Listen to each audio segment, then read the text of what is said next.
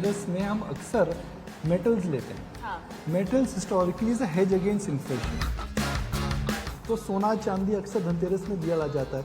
तो I think इस दिवाली में हमें मुहिम करनी चाहिए कि यह दिवाली सिर्फ वाली धनतेरस में सोना ना खरीदे, मगर सिर्फ म्यूचुअल फंड के जरिए भी सोना खरीद सकते हैं।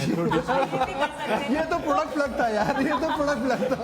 मैं तो ये कहूंगी कि आप बाकी चीजों की तो शॉपिंग कर रहे हैं, लेकिन साथ ही आप यूनिट्स की भी शॉपिंग कर लीजिए। ये मत कहो खुदा से मेरी मुश्किलें बड़ी है, ये मुश्किलों से कह दो मेरा खुदा बड़ा है। ज्योत से ज्योत जगाते चलो, ज्ञान की गंगा बहाते चलो। सही बात है। तो ऐसे दीपक आते रहेंगे तो कहीं ना कहीं प्रकाश आ जाएगा और अंधकार दूर हो जाएगा। बढ़ो बदलो देश के साथ।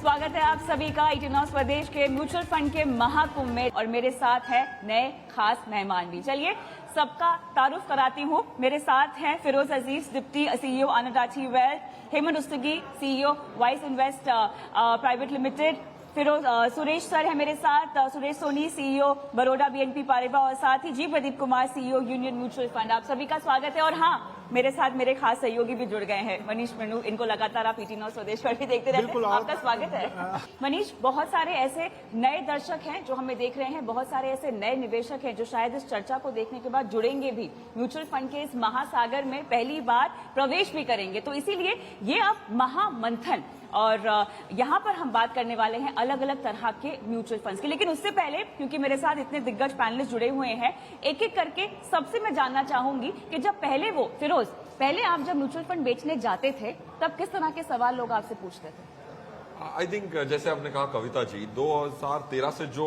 बहुत सारी एजुकेशन हुई है, एजुकेशन का एक सेपरेट फंड बना, और आपकी मुहिम से ऑफ कोर्स आप इसको बहुत पैशनेटली कर रही हैं। तो आज जब हम मार्केट में जाते हैं तो वो कहते हैं कि भाई म्यूचुअल फंड क्या है, ये प्रश्न नहीं आता।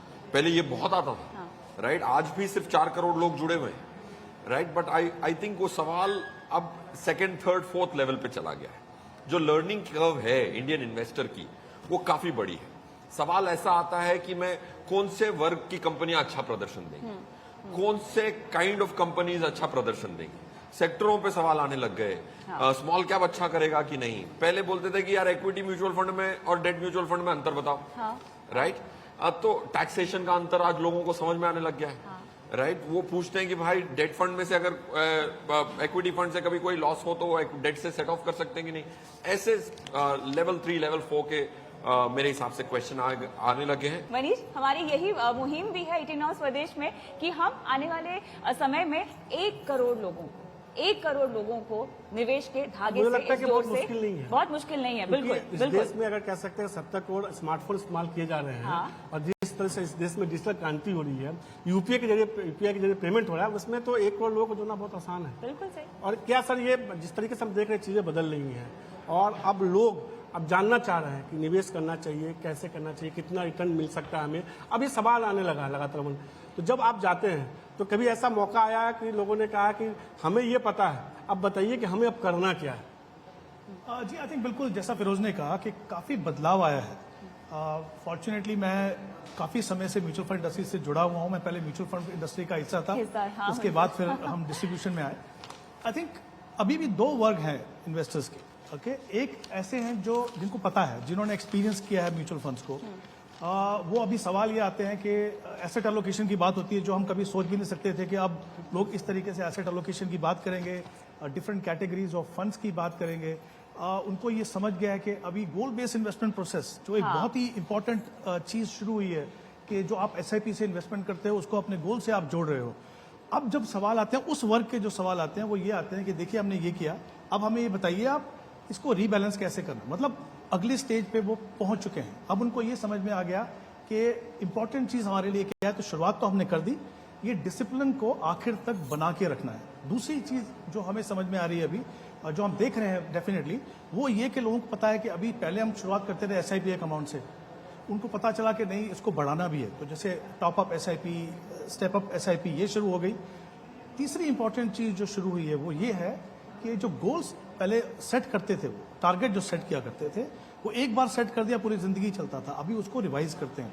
तो एक तरफ तो ऐसे लोग हैं, दूसरी तरफ जैसे हमने कहा कि 4 करोड़ लोग हैं, अभी और भी जुड़ने हैं हमसे।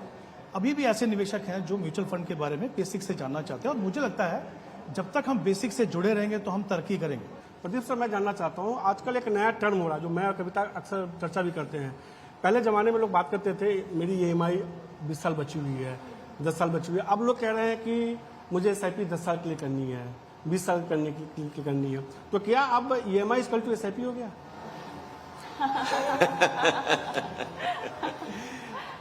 एक चीज मैं बताना चाहता हूँ, मेरा एक बहुत इंटरेस्टिंग एक्सपीरियंस हुआ कल। मेरा एक पुराना दोस्त जो मेरे साथ कॉलेज में पढ़ा था, उन्होंने कल मुझे मैसेज भेजा, मेरी बेटी की अभी नौकरी चालू कर रही है IT में, उनको अभी फर्स्ट सैलरी से SIP चालू करना है। अभी भी काफी लोग हैं छोटे शहर में जिनको SIP के बारे में, म्यूचुअल फंड के बारे में उतना जानकारी नहीं है। तो हमको तो वहां ज्यादा काम करना है। जो 4 करोड़ इन्वेस्टर्स है हमारे पास, ये तो सिर्फ जो कहते हैं ना, हम स्क्रैचिंग द सरफेस। अभी बहुत आगे हमको काम करना है। SIP और EMI एक तरह से यस, जैसे EMI चालू करते हैं लोग, SIP भी चालू करते हैं, और जितने EMI का वो एक्यूमुलेट होता है ना, उससे ज्यादा SIP का फायदा होगा। You can prepay your loan, ये सब इन लोगों का मन में है। तो SIP मेरे ख्याल से it's become second nature, part of life. SIP तो करना ही है। लोग सोचते हैं कि म्यूचुअल फंड बाद में सोचते हैं, लेकिन SIP तो करना ही है। तो SIP का अलग ब्रांडिंग हुआ है, वो मेरे ख्याल से हमारा इंडस्ट्री का सबसे बड़ा अचीवमेंट हम मान सकते हैं। बिल्कुल। तो इसको फिलोसॉफिकल टच अगर दिया जाए तो छोटी छोटी खुशी एक बड़ी खुशी के लिए SIP। सुरेश सर, थोड़ा सा फंड हाउसेस का भी नजरिया मुझे समझना है, क्योंकि जैसे कि हेमंत सर ने भी कहा और फिरोज ने भी कहा कि अब 2 तरह के निवेशक हो चुके हैं सुरेश सर, और ऐसे में जब भी हम बात करते हैं आगे बढ़ने की, तो आजकल जो ट्रेंड में दिखाई दे रहा है या आजकल जो समझ में आ रहा है वो ये है कि सोल्यूशन बेस्ड प्रोडक्ट्स AMCs जो है उस पर फोकस कर रही हैं, ताकि निवेशकों को सही मकसद के जरिए निवेश कराया जाए। ऐसा नहीं है कि इसको लेकर जागरूकता पहले नहीं थी, ऐसा नहीं है कि इसको लेकर पहले भी फंड हाउसेस काम नहीं कर रहे थे, लेकिन आजकल जिस तरह के निवेशक आ रहे हैं और जिस तरह की जागरूकता उनमें आ रही है, वो सोल्यूशन बेस्ड प्रोडक्ट्स चाह रही है। तो ऐसे में हमको बताइए कि ओवरऑल अगर हम म्यूचुअल फंड के बुके को देखें तो किस तरह के प्रोडक्ट्स हैं और किस तरह की यहाँ पर ऑफरिंग है निवेशकों के लिए? श्योर। तो म्यूचुअल फंड को आप अगर देखें तो एक तरीके से कामधेनु आप बोल सकते हैं, कि जहां पर आपको जो चाहिए, हमारा सेगमेंट है, हम करने वाले कामधेनु भी। तो जिस जरूरत के लिए आपको चाहिए उसके लिए म्यूचुअल फंड का प्रोडक्ट अवेलेबल है। तो अगर आपको पैसा कुछ एक हफ्ते के लिए डालना है, उसके लिए भी म्यूचुअल फंड प्रोडक्ट है, और अगर आप 30 साल के लिए इन्वेस्ट करना चाहते हैं, अपनी रिटायरमेंट प्लानिंग करना चाहते हैं, अपना घर खरीदना चाहते हैं, उसके लिए भी म्यूचुअल फंड प्रोडक्ट है। तो म्यूचुअल फंड ने एक बहुत वर्सेटाइल बास्केट बनाई है इन्वेस्टर्स के लिए, जिसमें वो अपने हिसाब से इन्वेस्ट कर सकते हैं। अब इन्वेस्टिंग के लिए आपने एक बड़ा अच्छा बात किया कि गोल बेस्ड इन्वेस्टिंग। इन्वेस्टमेंट करने के लिए सबसे पहला शुरुआती क्वेश्चन ये होता है कि भाई आप किस लिए निवेश कर रहे हैं, आपका पर्पस क्या है, आपका ऑब्जेक्टिव क्या है। एक बड़ा सिंपल तरीका हो सकता है कि भाई मुझे हर महीने 1 तारीख को सैलरी मिलती है, 25 तारीख को मेरी EMI ड्यू होती है, तो अगर मुझे उसके लिए निवेश करना है तो मुझे शायद लिक्विड फंड में डालना चाहिए 25 दिन के लिए। लेकिन अगर मैं सोच रहा हूं कि मुझे अपना घर खरीदना है आज के 10 साल बाद, तो उसके लिए फिर बाद में आपको इक्विटी फंड में SIP चालू करना चाहिए। तो सबसे बड़ी जरूरत यह है कि आप शुरुआत में यह समझे कि क्या गोल है आपका, किस वजह के लिए आप इन्वेस्ट कर रहे हैं। तो सीधे तौर पे आपको ये समझना होगा कि आपकी जरूरतें क्या हैं, उसके हिसाब से आप अलग अलग कैटेगरी के म्यूचुअल फंड सिलेक्ट कर सकते हैं। लेकिन अलग अलग कैटेगरी म्यूचुअल फंड हैं क्या, ये समझना कविता बेहद अहम है। और जहाँ तक जब भी मेरी आपसे बात होती है तो मैं कविता को देखते ही कहता हूँ SIP और म्यूचुअल फंड, क्योंकि कविता को म्यूचुअल फंड और SIP को लेकर जितनी समझ है, मतलब मैंने बहुत कम लोगों को ऐसा देखा इनको इतनी समझ होती है। तो एक बार कविता से फिर से समझते हैं कि म्यूचुअल फंड जो हैं जो हर कोई जानना चाहता है उसके कितने प्रकार है, टाइप्स क्या है, कितने कौन म्यूचुअल फंड क्या होता है, क्योंकि ये लोगों के बारे में नहीं पता। जैसा कि सर ने लगातार कहा कि SIP तो सबको पता है, SIP अब लोग जान चुके हैं, म्यूचुअल फंड नहीं जान पा रहे हैं। यही अब कविता बताने की कोशिश करिए कि म्यूचुअल फंड है क्या, कितने प्रकार, उसको समझिए ध्यान से, फिर आगे इस पर चर्चा करेंगे। कविता बिल्कुल, बताते हैं आपको प्रकार म्यूचुअल फंड्स के।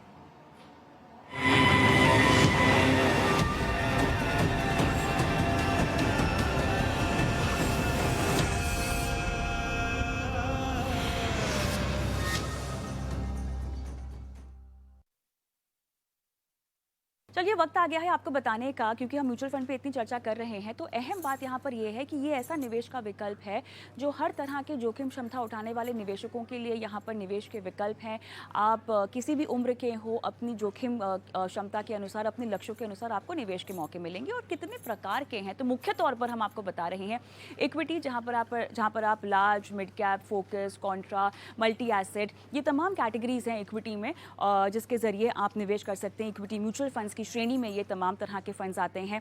डेट कैटेगरी, जहां पर 16 तरह के म्यूचुअल फंड्स हैं और आपकी निवेश की जो अवधि है उसके मुताबिक आपको जो है एक निवेश का विकल्प दिया जाएगा। और इतना ही नहीं, आप जिस तरह के निवेशक हैं, जितना जोखिम उठा सकते हैं उसके मुताबिक आपको डेट म्यूचुअल फंड्स में तमाम निवेश के विकल्प मिल जाएंगे। 16 कैटेगरीज है। अगर हम सेबी की ताज़ा कैटेगराइजेशन की बात करें, बैलेंस या हाइब्रिड, ये उस तरह के निवेशकों के लिए जो अपनी जोखिम की क्षमता समझते हैं। आपके पास अग्रेसिव हाइब्रिड कैटेगरी भी है जहां पर आप इक्विटी में निवेश करते हैं और इस फंड में जो है इक्विटी में निवेश ज़्यादा किया जाता है। कंजर्वेटिव हाइब्रिड कैटेगरी भी है जहां पर अगर आप बहुत जोखिम नहीं उठा सकते तो आपके पास निवेश का विकल्प है। तो इस तरह से हम देख रहे हैं कई सारी कैटेगरीज हैं और ये सब निवेशक की सहूलियत के हिसाब से डिज़ाइन की गई कैटेगरीज हैं। आपको अपनी समय की अवधि, निवेश की समय की अवधि, अपनी जोखिम उठाने की क्षमता, आपका जो लक्ष्य है, उन तमाम बातों को ध्यान में रखते हुए, अपना होमवर्क करते हुए आपको म्यूचुअल फंड की कैटेगरी और म्यूचुअल फंड का चुनाव करना है। चलिए चर्चा में वापस जुड़ते हैं। बीच में हमने देखा कि जो डेट म्यूचुअल फंड का जो डेट पार्ट है, जो डेट म्यूचुअल फंड्स है, उनके टैक्सेशन में बदलाव हो गया। और उसके बाद फिरोज, क्योंकि बहुत सारे निवेशक जो कि फिक्स डिपॉजिट में विश्वास रखते थे निवेश करने की, उनका रुझान बस बढ़ ही रहा था। हमने देखा था AMCs भी जो हैं, जो फंड हाउसेस भी हैं, वो जोर शोर से जो डेट प्रोडक्ट्स हैं अपने, उनका प्रचार प्रसारण भी कर रही थी और निवेश आता भी दिखाई दे रहा था। लेकिन अब जो ये बदलाव हुआ है उसके बाद म्यूचुअल फंड की डेट कैटेगरी को आप कैसे देखते हैं, लोग कैसे ले रहे हैं बदलाव के बाद, और कितना बेहतरीन विकल्प? कविता जी, इसको मैं थोड़ा डिफरेंटली आंसर करना चाहूंगा। मेरे हिसाब से equity mutual funds, debt mutual fund, इतने सारे किस्म के म्यूचुअल फंड, हाँ। ये सबसे खूबसूरत बात भी है और सबसे बड़ा धर्म संकट भी है। धर्म संकट कैसे है? क्योंकि आपको ये निर्णय करना है कि म्यूचुअल फंड का मैं प्रयोग अपनी इक्विटी के लिए करूं। अगर एक इंसान ये निर्णय भी कर ले ना, हाँ। इंडिया में हमने स्टडी करी, RBI का काफी डेटा लिया, 10 साल पहले 270 लाख करोड़ था हाउस होल्ड सेविंग। इंडिया के हाउस होल्ड सेविंग थी 270 लाख करोड़। आज है 670 लाख करोड़, 670 लाख करोड़। उसमें से इक्विटी म्यूचुअल फंड कितना? 3 से 4%। अब आज अगर कोई भी हाउस होल्ड से आप मिलते हैं, बहुत कम ही ऐसे हाउस होल्ड मिलेंगे जिसके पास 10 से 15% से ज्यादा की इक्विटी है। आपकी शायद 60% हो, मेरी 65 हो, 70 हो। और अगर मैं इंडिया का, भारत का दर्शन करूं और सबसे प्रश्न पूछूं कि कितने लोगों के पास 20% ज्यादा इक्विटी है, शायद ही 10 में से 2 लोग बोले हाँ। तो हमारा ये फर्ज बनता है कि मंडे को व्यूअर को करना क्या है, कि अगर आप 20% के नीचे की इक्विटी में हैं, तो आपको नेक्स्ट वीक एक्ट करना है। Now coming to your pointed question, debt fund की टैक्सेशन का जो बदलाव है वो आप जैसे प्रोफेशनल्स के लिए और मेरे जैसे प्रोफेशनल के शायद मैटर कर जाए। आज की जो टैक्स रिजीम है, जो सेकंड टैक्स रिजीम मिनिस्टर साहिबा ने दी है 2-3 साल पहले, उसमें अगर किसी की कमाई 1.5 लाख 15 लाख भी हो तो 10% 12% से टैक्स से छूट जाता है। और परिवार में 4 लोग होते हैं, 15 लाख की कमाई करने के लिए डेट फंड से 2 करोड़ का निवेश चाहिए होता है। तो इसीलिए आज 60 लाख निवेशक ही हैं अप्रोक्सीमेटली डेट में। तो वो सबकी प्रॉब्लम नहीं है। मेट्रो सिटी में कोई 15-20 लाख 25 लाख की पगार रखता है, उसके लिए जरूर धर्म, मतलब द प्रॉब्लम इज देयर। अगर हम भारत की बात करें तो वो प्रॉब्लम किसके लिए है? 4 लोग हैं परिवार में, 60 लाख तक की इनकम परिवार में, कैपिटल गेन पे आप 10% टैक्स में, 12% टैक्स में छूट रहे हैं। और 60 लाख अगर इन्वेस्टमेंट से कमाने हैं तो आपको अगर 10% की रिटर्न माने तो 6 करोड़ का पोर्टफोलियो चाहिए। इंडिया में सिर्फ 8 लाख HNI है, 8 लाख। हम सिर्फ HNI के बिजनेस में हैं, तो मैं कह रहा हूं सिर्फ 8 लाख HNI है, बाकी तो 140 करोड़ परिवार हैं, वो नहीं है। तो उनकी प्रॉब्लम डेट में टैक्सेशन की नहीं है। तो उस पर हम अगर चर्चा भी करें तो it's more from a metro stand point. लेकिन ये जेनजीज और मिलेनियल्स का जो तबका है, एज ग्रुप का, ये आपके लिए एक फंड हाउस के तौर पर कितना अहम है, कितना बड़ा है, आप कैसे इनको टैप कर रहे हैं?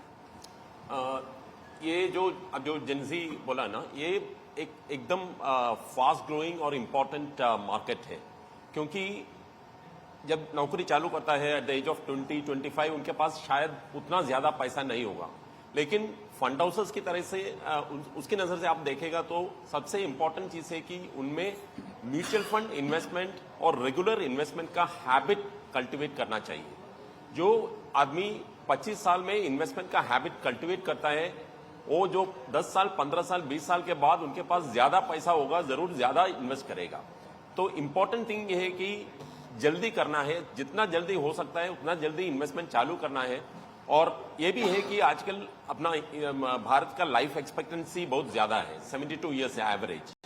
तो एवरेज एक आदमी 60 साल में या 58 में रिटायर करेगा तो भी उसके आगे का भी 20 साल 30 साल का प्लानिंग करना है।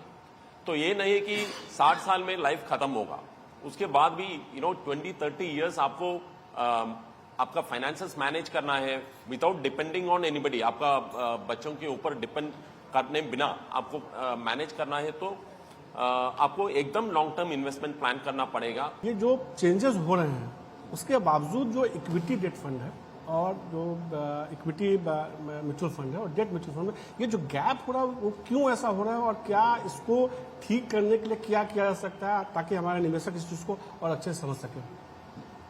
देखिए, प्रोडक्ट के हिसाब से 3 कैटेगरी है म्यूचुअल फंड में, इक्विटी है, डेट है और हाइब्रिड फंड है।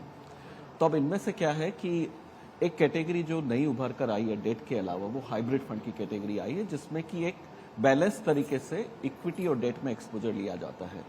और हम लोगों ने देखा है कि इन्वेस्टर्स का रुझान उस कैटेगरी में भी काफी बड़ा है।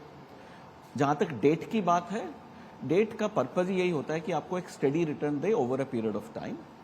तो इससे अगर आप सोचते हैं कि मुझे 10 साल के लिए या 25 साल के लिए वेल्थ कंपाउंड करनी है, तो डेट आपके लिए नहीं है। डेट आपके लिए है अगर आप सोचते हैं कि भाई मुझे 1 महीने से 3, 4, 5 साल के लिए पैसा निवेश करना है और मुझे कुछ पार्ट ऐसा रखना है जिसमें कि वॉलेटिलिटी नहीं हो, मुझे हमारे फिक्स इनकम के जैसे रिटर्न मिलेंगे, तो वो कैटेगरी उस हिसाब से स्टडी रिटर्न देती है। फायदा इसका ये है कि बाकी के जो कन्वेंशनल आप इंस्ट्रूमेंट देखते हैं डेट के अंदर में, समझिए आपने बॉन्ड लिया या आपने फिक्स डिपॉजिट वगैरह लिया, तो उसमें आपको अपनी टेन्योर पहले से आइडेंटिफाई करनी है कि भाई मैं 2 साल के लिए पैसा डाल रहा हूं या मैं 1 साल के लिए डाल रहा हूं। म्यूचुअल फंड में आप चाहें तो 5 साल तक अपना पैसा रखिए, चाहिए तो आप 1 साल के बाद में निकाल लीजिए, तो आपको फ्लेक्सिबिलिटी बहुत है। दूसरी चीज ये है कि म्यूचुअल फंड एक ऐसा प्रोडक्ट है जहां पर कि अगर आप 5,000 रुपए डालें या आप 500 करोड़ रुपए डालें, सबको सेम ट्रीटमेंट मिलता है, सबको सेम रिटर्न मिलता है। काफी खूबसूरती से आपने यहाँ पर समझाया। मुझे एक ब्रेक लेना होगा, लेकिन ब्रेक के बाद थोड़ा सा हेमंत सर के साथ विस्तार से मैं बात करना चाहूंगी, क्योंकि हेमंत सर, बहुत सारे हमारे ऐसे दर्शक हैं जो आज हमें छोटे शहरों से देख रहे हैं। छोटे शहरों में अभी भी छोटी बचत योजनाओं को लेकर ना बहुत ज्यादा क्रेज है, बहुत विश्वास भी है। तो फिक्स डिपॉजिट हो गया, छोटी बचत योजनाएं हो गई, उनकी तुलना करते हैं म्यूचुअल फंड से, और म्यूचुअल फंड की तमाम कैटेगरियों से, प्रोडक्ट से। सब कुछ इस छोटे से ब्रेक के बाद।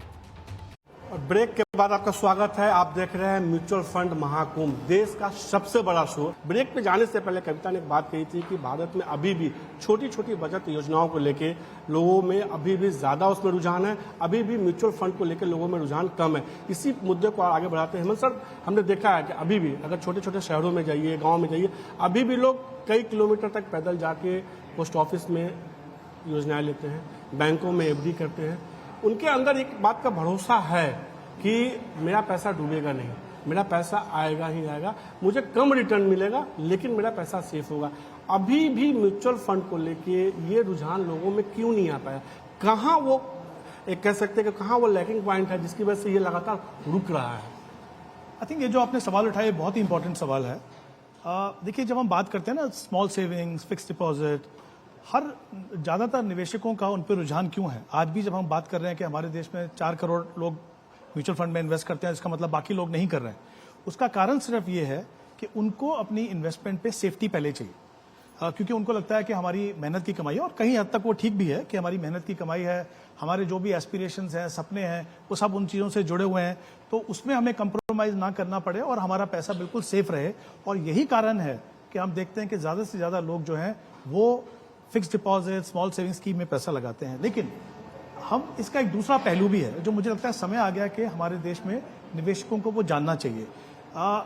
आपकी जो प्रिंसिपल अमाउंट है जो आप इन्वेस्ट करते हो, उसका रिस्क तो आपको समझ में आ गया, लेकिन उससे बड़ा रिस्क होता है महंगाई दर का रिस्क। ओके, इसका मतलब क्या है कि जब आप लंबे समय के लिए निवेश करते हो किसी ऐसी ऑप्शन में जहां पे आपको रिटर्न कम मिल रहा है, टैक्स बेनिफिट भी नहीं मिल रहा है, और आपको मान लीजिए इन्फ्लेशन जो है वो 7% है और आपका नेट रिटर्न उससे कम है, इसका मतलब क्या हुआ? इसका मतलब ये हुआ कि आपका पैसा तो बढ़ रहा है लेकिन वो सिर्फ नंबर्स में बढ़ रहा है, वैल्यू उसकी नहीं बढ़ रही है, क्योंकि आप इन्फ्लेशन को या महंगाई दर को बीट नहीं कर पा रहे। मुझे लगता है अब समय आ गया कि हम निवेशक, चाहे वो शहरों में हो चाहे गांव में हो, कहीं पे भी हो, उनको ये समझना पड़ेगा कि लॉन्ग रन में अगर हम चाहते हैं कि हमारे सपने हमारे अपने लिए, हमारे परिवार के लिए पूरे हों, तो हमें इन ट्रेडिशनल ऑप्शन से आगे बढ़ के इन्वेस्ट करना होगा। क्योंकि लोगों की जो मानसिकता है वो इतनी ज्यादा रिजिड है, फिक्स डिपॉजिट को लेकर, छोटी बचत योजनाओं को लेकर, रियल एस्टेट को लेकर, सोने को लेकर। आज सुबह ही मेरी बात हो रही थी, हमारे मेकअप में एक शख्स हैं जो कह रहे थे कि हमने तो